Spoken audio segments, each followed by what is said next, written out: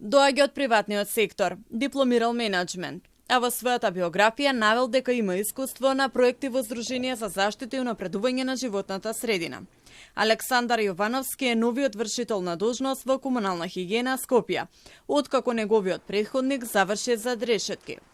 Тој доаѓа со цел да воспостави ред во предпријатието, кој е одговорно за собирање на сметот, проблем кој трае со недели и повеќе.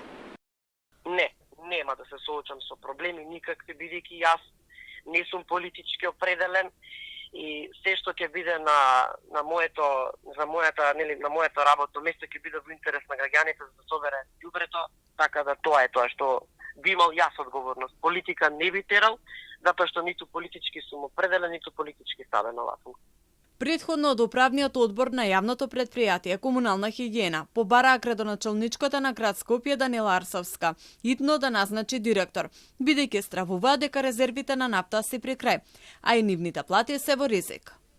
Во моментов се при крај резервите на нафта за возилата кои го собираат отпадот, а без подпис од ВД директор не може да се набави нова количина. Доколку итно не назначите директор, одговорноста за состојбата со хигиената во градот е ваша. Последниот период градот се соочува со отежното собирање на сметот. Контейнерите на секаде се преполни.